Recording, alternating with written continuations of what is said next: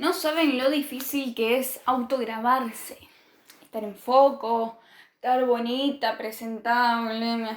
Esto está todo arrugado encima. Hola, bienvenidos a Pasado No Tan Pisado. Mi nombre es Laura y hoy vamos a estar hablando de un caso en el que nadie fue el culpable y que la víctima no era tan víctima.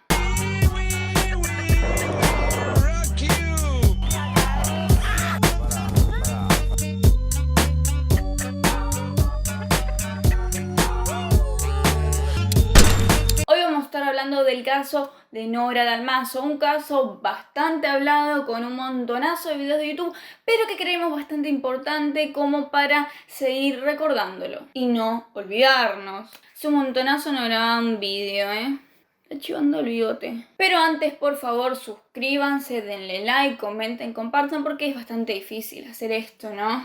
Nora Dalmazo era una mujer cordobesa de 51 años, común como otras. Ella se dedicaba a un negocio familiar que era una funeraria y le iba bastante bien. Tenía un buen pasar económico, lo que le permitía vivir en el country Villa Golf Club en Río Cuarto, Córdoba. Casa y lugar donde vivía junto a toda su familia. Familia que se componía por Marcelo Macarrón, su marido, médico traumatólogo, su hijo Facundo Macarrón, estudiante de abogacía, y su hija Valentina Macarrón, de 15 años. El 23 de noviembre del 2006, Marcelo Macarrón se va de viaje a Punta del Este con sus 11 amigos a jugar al golf, porque ahí había un torneo en el cual ellos iban a participar.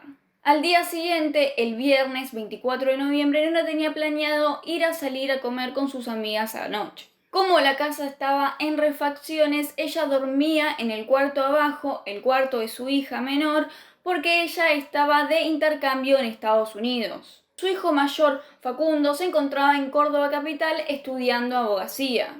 O sea que Nora se encontraba sola en su casa por esos días. Al día siguiente del viaje de Marcelo, como dije antes, Nora sale a comer con sus amigas. Tipo 9:45, Nora llega al restaurante y no se encuentra ninguna de sus amigas. Habla con la persona de la recepción y esta persona le confirma que no había ninguna reserva ni a su nombre ni al de ninguna de sus amigas. ¡Ay, Lola! Y que una persona con voz de hombre había llamado anteriormente para cancelar la reserva que había. Pero nunca se supo quién fue esta persona. Ella llama a sus amigas diciéndole qué estaba pasando. Todas dicen que creían que esa cena se había cancelado, menos Nora, que estaba en el restaurante. Y al final todas las amigas terminan yendo al restaurante porque Nora ya se encontraba ahí y terminan comiendo de forma normal. Comen normalmente, se van a la casa de una amiga a seguir hablando y tomando, y luego todo esto termina tipo 1 AM que Nora se va a su casa. Cuando Nora se sube al auto, ven el celular que se lo había olvidado ahí, que tiene muchos mensajes que eran de su amante. Su amante era un abogado amigo de Marcelo Macarrón, que se encontraba también con él jugando al golf en Punta del Este. Nora vuelve a su casa normalmente. Luego de eso pasan unas horas, pasan bastantes horas, pasa un día y como Nora no contestaba los mensajes, la familia se comienza a preocupar. No le contesta los mensajes ni las llamadas ni a su hija, ni a su madre, ni a nadie. La madre, un tanto nerviosa, le pide por favor a un vecino que vivía por ahí que si por favor se podía acercar a la casa de Nora para ver qué le estaba pasando, si estaba bien, si se había quedado dormida o qué. Pero este vecino la encuentra muerta. Muerta en la cama de su hija, en la cama en la cual estaba durmiendo este tiempo, y desnuda. Ahora les aviso que esto de ahora en más se va a poner muy machista y misógino. No solo por parte de los medios, como ya estamos acostumbrados, sino también por parte de la fiscalía. Inmediatamente, obviamente, llaman a la policía y llegan los peritos. Se constata que Nora había sido asesinada en el medio o inmediatamente después de haber tenido relaciones sexuales. Y acá cito textualmente lo que dijeron los peritos, de haber tenido sexo fuerte. Digo haber tenido sexo y no violación porque esto literalmente está en la causa. En este caso, los preconceptos sobre la víctima llevaron a los peritos a tener unas ciertas interpretaciones particulares. Nora fue asesinada de dos maneras de forma simultánea: ahorcada con la bata de baño, que era de Nora, y asfixiada con una mano tapándole la boca y la nariz. Un error que luego fue crucial, como siempre lo es que no preservaron bien la escena del crimen. Por esa habitación entró medio Río Cuarto, en total 25 personas. Fiscales, ayudantes de fiscales, policías y hasta literalmente el cura del pueblo. Cura que al ver el cuerpo desnudo de Nora se horrorizó y lo tapó con una manta que estaba ahí. Lo cual fue un error grave, gravísimo, porque terminó modificando la escena del crimen. Al marido se le avisó ese mismo día por la tarde mientras él venía manejando de Punta del Este. Entonces, desde la fiscalía se comenzó a barajar la teoría de que Nora había tenido sexo consensuado, pero que si su marido se encontraba en Punta del Este, esto tendría que haber pasado con un amante. Y Nora, según los fiscales, no solo tenía un amante, sino tenía varios. Repito, según la fiscalía, hasta se comenzó a decir que ella tenía como 18 amantes. ¿A quién le da tanto el tiempo? Esto de los amantes, y sumado a los preconceptos que tenían sobre ella, comenzó a desviar el foco de la atención del público. Pusieron en foco el hecho de que Nora era poliamorosa, que tenía un montón de amantes, que tenía un gran apetito sexual, y no el hecho de que ella había sido básicamente asesinada. Y de una forma muy brutal. Se hablaba cosas que no solo no tenían nada que ver con nada, sino que eran barbaridades.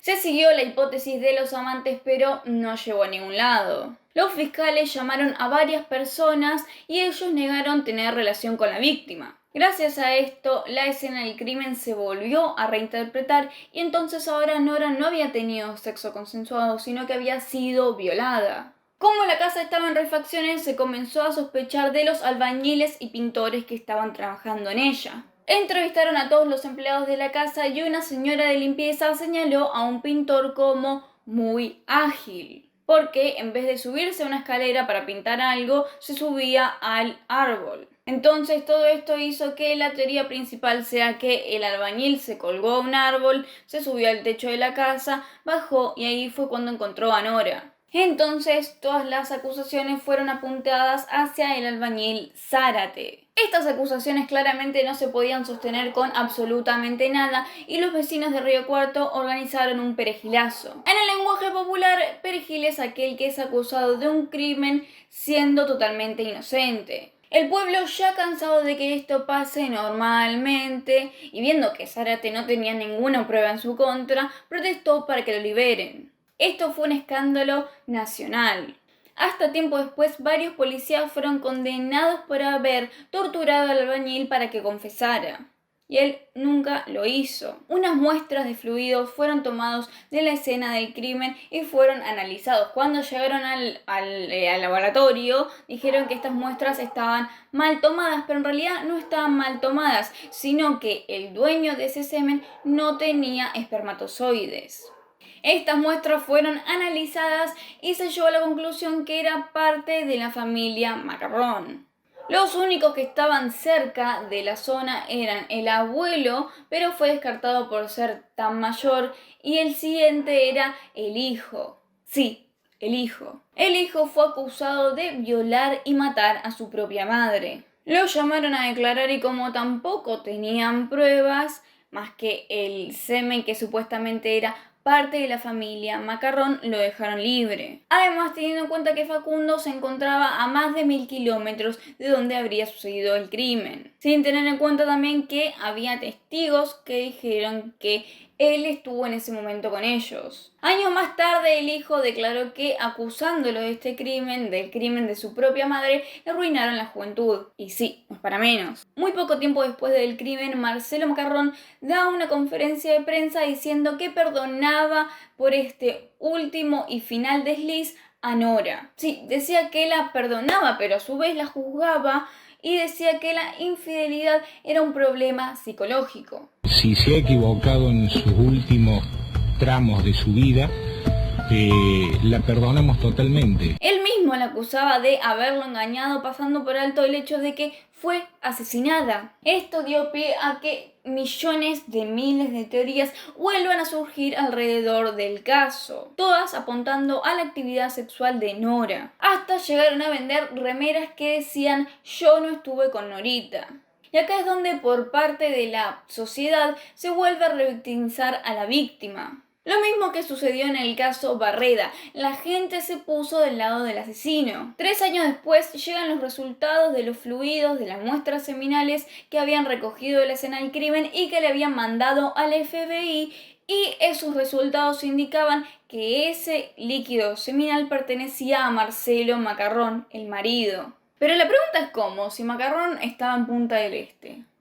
O no, vos me dirás. El fiscal investigó y Marcelo Macarrón curiosamente tenía la salida del país hacia Uruguay, pero nunca había registrado la entrada. O sea, nunca se supo cómo volvió ni cuándo volvió. A pesar de todo esto, Marcelo Macarrón dijo que él había tenido sexo el mismo día en el que se fue de viaje y que quizás había quedado restos adentro del cuerpo de Nora. Pero la cosa es que el semen era reciente. Hasta se encontraba en el objeto que había sido parte para asesinar a Nora. El fiscal Miralles, el cuarto fiscal de la causa y el que más avanzó en todo el caso, comenzó a probar que Macarrón podría haber tomado un vuelo fantasma para volver hacia Córdoba y luego para volver a irse a Punta del Este, en un periodo de tiempo en el que los amigos lo dejaron de ver. Pero el fiscal, mientras estaba investigando esto, fue desvinculado de la causa. El móvil del crimen había sido por un fideicomiso que manejaba Marcelo Macarrón y que supuestamente tenía dinero de dudosa procedencia, y esto no le gustaba a Nora. Además que él en ese momento habría sido testaferro de algunos políticos poderosos de Córdoba. Marcelo Macarrón fue imputado por el crimen de Nora Dalmazo, luego fue cambiado el fiscal y cambiada la carátula del mismo. Hoy en día está imputado por instigar el crimen de Nora, que a diferencia del anterior dice que él la habría asesinado con sus propias manos. La cosa es que esto tiene una pena bastante parecida y que es rara este cambio de carátula. La cosa, según el fiscal que está hoy en día, sería que él le habría pagado a alguien para asesinar a Nora. Pero como dije antes, es raro si su propio semen se encuentra en la escena del crimen. Y próximamente va a iniciar el juicio, pero recordemos, 14 años más tarde. Lo que ahora seguimos sabiendo es no saber nada, no sabemos quién fue el asesino. Este es un caso en el que todo se hizo mal, desde los peritos hasta los fiscales hasta la familia. Este es un caso bastante confundido con el de María Marta García Belsunce porque sucedió en una época parecida. Ambas fueron asesinadas en su casa en un barrio privado y con muchas chances de que haya sido una persona de su familia. Pero a diferencia de María Marta, Nora sufrió la revictimización constante en toda la causa. La mataron una y otra vez al hablar de su vida privada y sacando del foco el asunto principal, es que Nora fue brutalmente asesinada. Y como siempre muestran la impunidad de los que más dinero tienen. Por H o por B, Marcelo Macarrón no estuvo preso ni un día. 14 años de impunidad. Espero que les haya gustado este nuevo video y espero que, el juicio comience de una vez por todas, ¿no? Que haya un culpable al menos. Marcelo Macarrón dice que él sí quiere ir a juicio, pero que es una jugada que le puede salir bastante cara porque él dice que él no es el culpable, pero sí sabe quién es y va a acusar a otra persona. Rarísimo igualmente. Nos vemos en otro video de Pasando Tan Pisado.